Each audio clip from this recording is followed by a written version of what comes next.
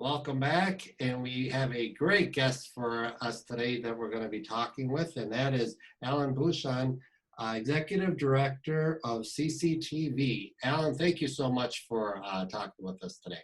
You're welcome, Jason. It's good to do this. Well, let's hear about CCTV. For those who don't know about it, let's hear all about what is CCTV. We're a lot like many other community media organizations. We were founded in 1989 by the city of Salem in Marion County.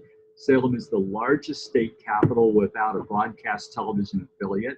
We're caught between Portland and Eugene, and there just wasn't much local media. So the opportunity to do something which was very successfully operating around the country, and certainly in Portland, was an opportunity the city of Salem and Marion County took when they renewed their franchise in the late 1980s. Like many public education and government access nonprofit organizations, we serve our local government, certainly doing a ton of that right now with emergency information and health and sanitation updates. We work with our local schools. We also teach members of the public, nonprofit organizations and individuals, and do our best job in making connections in our community and providing a media presence, which I think is badly needed, again, in this small city-state capital, which is kind of in a media desert. Well, let's talk a lot about you. You've been in public access for a long time. Let's hear about how and why did you get started into public access? Well, I actually have a degree in European history from Purdue University in Indiana. That's where I grew up. And I decided to go back and decided I didn't want to spend my life in a library, though I like history.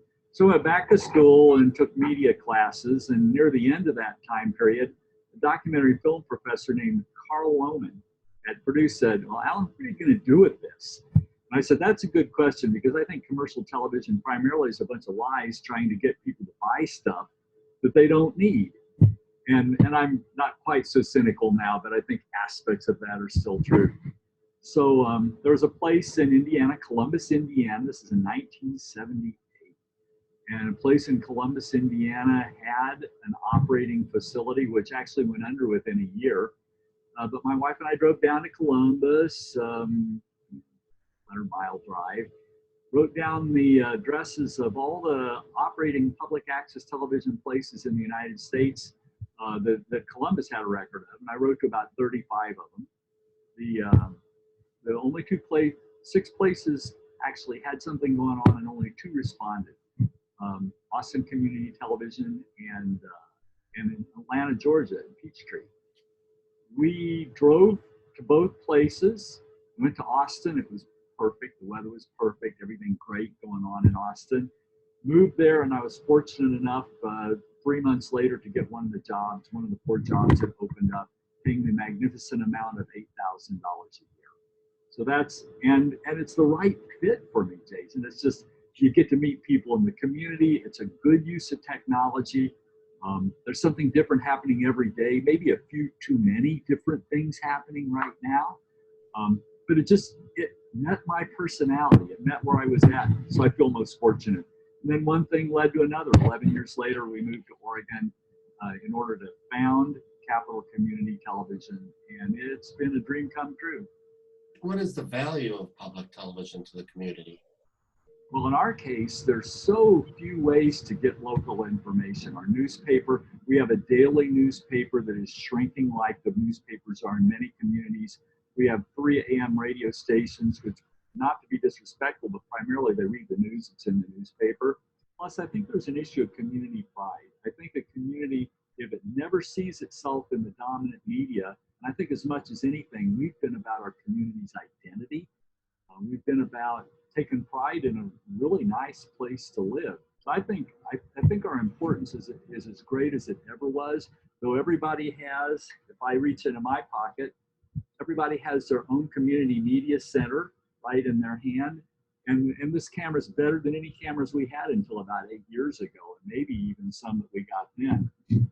But I think it's as important as ever. And I think the COVID crisis has elevated that importance of the need for a community to have its own identity and its own information sources. Well, let's talk about Alliance for Community Media. For those who don't know what that is, and you're a part of it as well. Well, it's a national organization. Members like your organization and our organization we've got a group that we can join, we can share information. That national organization was formed in 1976, actually called at that point in time, a mouthful, the National Federation of Local Cable Programs. The name was changed to become a little more manageable in, I believe, 1992. In addition to the information sharing that we generally have national conferences. It's had to be canceled this year. The conferences you were talking about, Portland, has hosted 5 such conferences, and as a city, that's the most of any city in the United States. And we've hosted 3 regionals here. But the national organization is it's a networking group, and it's an association of common interests. One of those interests right now is that we're having to fight the FCC from trying to rewrite federal law in order to limit and change how franchise fees are used. Now, the FCC is wrong, but they've got a big budget behind them. They've got the power of the federal government. So organizations like ours and organizations across the nation have pooled our money in order to stand shoulder to shoulder to fight this rule that could now cut our budgets 20 or 30%. But if worse ideas that one of the members of the Federal Communications Commission has, if they were to subtract channel value from the franchise fees paid that support many of our organizations, we'd actually owe money to the cable company in order to use channels. We'd have to pay to use channels. So Jason, the national organization was formed out of a need, and that need has grown as our organizations have grown. And now it's the primary way that we keep out state-of-the-art information, share state-of-the-art information, and protect ourselves from damaging acts like that planned by the FCC. Through the years, we meet such great people through ACE, Alliance for Community Media, and unfortunately, one of them that passed away that you knew quite well was Dirk Koenig, and I believe they named an award after him. Maybe if you could just share some memories that you worked with Dirk. Dirk was amazing. I met Dirk in 1984. We both ran for the board, the then NFLCP board at the same time. I think the way I view Dirk is he saw things before other people saw them. He saw how technology could be used. He was the tools, training, and transmission guy when he put those 3 simple words on how we could operate. Dirk also built just an amazing community media center in Grand Rapids, one that has television, WYCE, another full power FM station that has a 35mm film library, and they own the Wealthy Theater, but they provide a theater for community events. And Jason, I think it's that looking ahead of the curve that separated Dirk from everybody else and elevated him. He's also, he and Rob Brading and I at a Northwest Regional Conference in 1996 talked about the funding of the Alliance for Community Media.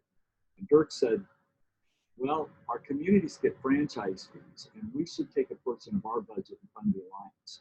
So what's made the Alliance successful in the last 6 years, bringing Mike Wassenaar on, has been our funding model where we do the same thing that our communities have done to fund us. We set aside a portion of our franchise fee income.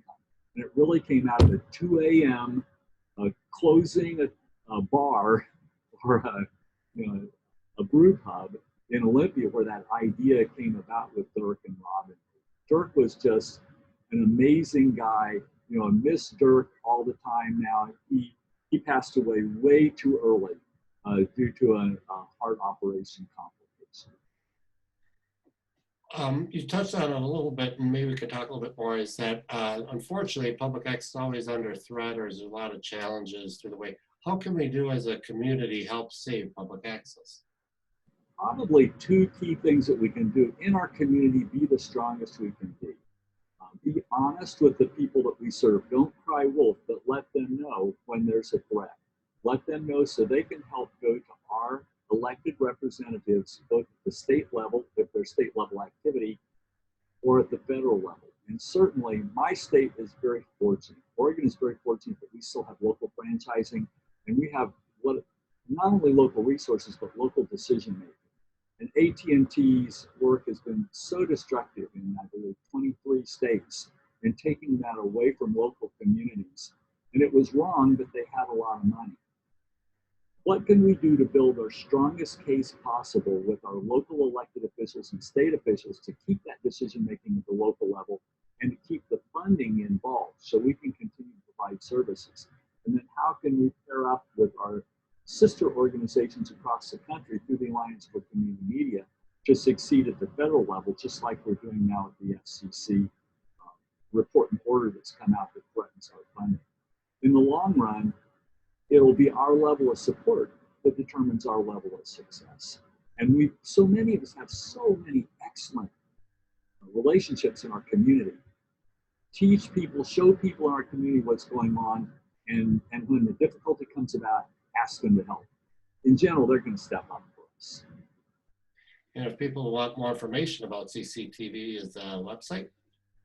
www.cctvsalem.org. Again, there's a lot of CCTVs. Our friends, Lauren Glenn Davidian, and our friends in Burlington, Vermont, the Chittenden Community Television have cctv.org. So remember to stick the Salem right after the CCTV. All right. Well, once again, also we heard that you may be or will be retiring. We always thank you for your hard work.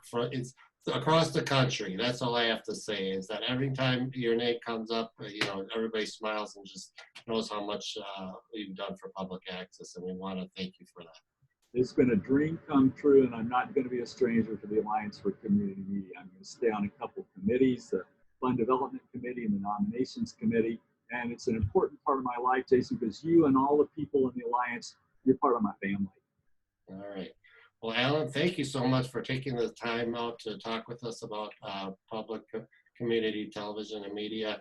And thank you so much for telling us today. And all the best to you, Jason, and your colleagues.